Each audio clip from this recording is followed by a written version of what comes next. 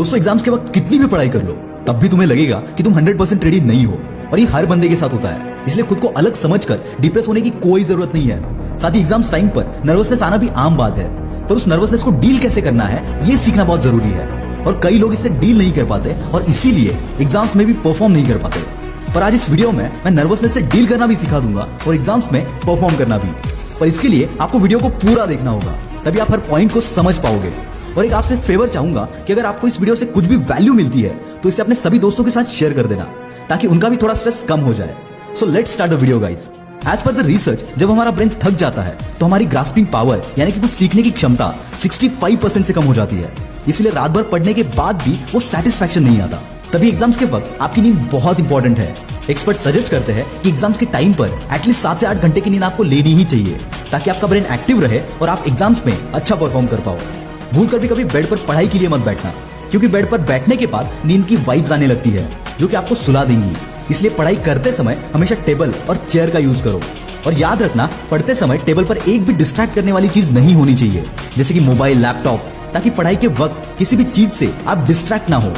दोस्तों ये human nature है कि किसी भी चीज पे हम 40 मिनट से ज्यादा फोकस नहीं कर सकते। इसलिए पढ़ाई के साथ ही ब्रेक्स भी उतने ही इंपॉर्टेंट है।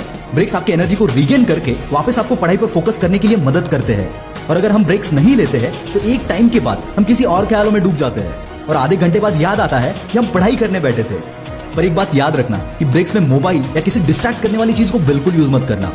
एग्जाम्स टाइम पर वक्त बहुत कम होता है और सिलेबस बहुत ज्यादा, इसलिए नए और डिफिकल्ट टॉपिक्स को पढ़ के अपना टाइम और एनर्जी वेस्ट मत करना। वही टाइम और एनर्जी आपको जो आता है उसे रिवीजन करने में यूज करना, क्योंकि कम टाइम में यहाँ आपको डिफिकल्ट टॉपिक समझ में नहीं आएंगे और सिर्फ प्रेशर बढ़ेगा, जिससे कि कॉन्फिडेंस डाउन होगा और आप नर्वस हो जाओगे। जब भी थ्योरेटिकल टॉपिक्स पढ़ो तब इंपॉर्टेंट पॉइंट्स को हाईलाइट करके रखना, ताकि रिवीजन के टाइम पे आपको कम वक्त देना पड़े। जैसे कि मैंने पहले बताया कि एग्जाम्स टाइम में आपका कॉन्फिडेंस बहुत मैटर करता है। इसलिए एग्जाम्स के दिन किसी भी टॉपिक को अपने दोस्तों के साथ डिस्कस मत करना, क्योंकि ये डिस्कशन आपको काफी नर्वस कर देता है और ये बात आपने खुद भी एक्सपीरियंस की होगी।